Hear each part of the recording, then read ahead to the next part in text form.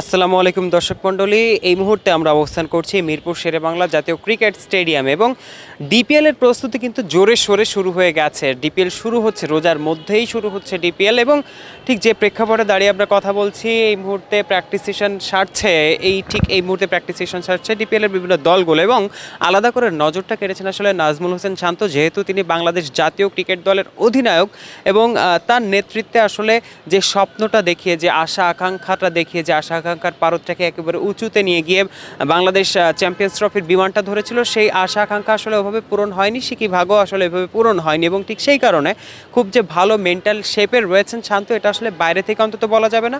সেদিন যখন বিমানবন্দর ত্যাগ করছিলেন নাজমুল হোসেন শান্ত তার ব্যক্তিগত গাড়িতে করে সামনের সিটটাতে বসে, তিনি আসলে তাকে যে খুব বেশি স্বাচ্ছন্দ্যে মনে হয়েছে কিংবা মেন্টালি খুব ভালো স্টেটে আছেন এরকমটা কিন্তু আসলে মনে হয়নি। এবং আজকে আসলে ব্যাটিং করতে তিনি নেমেছেন এবং ব্যাটিংয়ে তাকে আমরা দেখেছি বিভিন্ন সময়ে বিভিন্ন সময় তাকে স্ট্রাগল করতে আমরা দেখেছি। সবগুলো ফুটেজ হয়তো আপনাদেরকে আমরা দেখাতে পারছি না, কিন্তু আমরা দেখেছি যে বিভিন্ন সময় তিনি আসলে স্ট্রাগলটা করেছেন।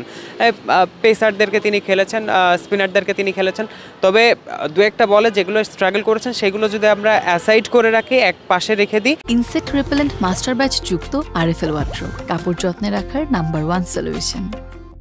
মানে বাকি বলগুলোতে তাকে আসলে বেশ মোটামুটি স্বাচ্ছন্দ্যেই দেখা গেছে এবং তাকে আসলে এই 50 ওভারের যে জার্নিটা, সেটাতে বাংলাদেশে কোনো ব্যাটসম্যান যদি এমন থেকে থাকেন যে তারা মানে কোয়ালিটিটা আছে এমন যে একেবারে ডিপ ডাউন ব্যাটিংটা তিনি করতে পারবেন, ইনিংসটাকে লম্বা করতে পারবেন, ধরে খেলতে পারবেন, Shanto is the number 1 batsman right now. এবং ওই কারণে আসলে তার উপরে 50 ওভারের এই যে স্পেশাল ফরম্যাটটা, এখানে তার উপরে নজরটা আসলে একটু বেশি থাকবে। এবং যেহেতু বাংলাদেশ জাতীয় দলের অধিনায়ক দুটি ম্যাচ খেলেছেন চ্যাম্পিয়ন্স ট্রফিতে, সবশেষ ম্যাচটাতে নিউজিল্যান্ডের বিপক্ষে 77-এর মতো রান করেছিলেন, তবে তার আগের ম্যাচটাতে ভারতের বিপক্ষে একটা রাশ শট খেলতে যে কাভারের হাতে ক্যাচ দিয়ে তিনি আসলে আউট হয়ে গেছিলেন একটা বাজে শট খেলে। এভাবে মানে স্ট্রাগল তো করেননি, বাজে শটটা খেলে আউট হয়ে গেছিলেন আসলে। এবং সবচেয়ে বড় কথা হচ্ছে বাংলাদেশ এই মুহূর্তে খুব ভালো যে ক্রিকেট খেলছে তেমনটা আসলে বলা যাবে না।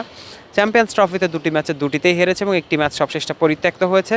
এবং আলাদা করে তাই যে সকল প্লেয়াররা চ্যাম্পিয়ন্স ট্রফির স্কোয়াডে ছিলেন কিংবা ওয়ানডেতে ওই সার্কিটটাতে ছিলেন, তাদের উপরে আলাদা করে নজরটা কিন্তু থাকবে এবং সেই নজরটাই ছিল শান্তর উপরে। তার ব্যাটিংটা আপনারা দেখতে পাচ্ছেন। ধন্যবাদ এতক্ষণ সাথে থাকবার জন্য। অনফিল্ডের সাথেই থাকুন। Thank you very much.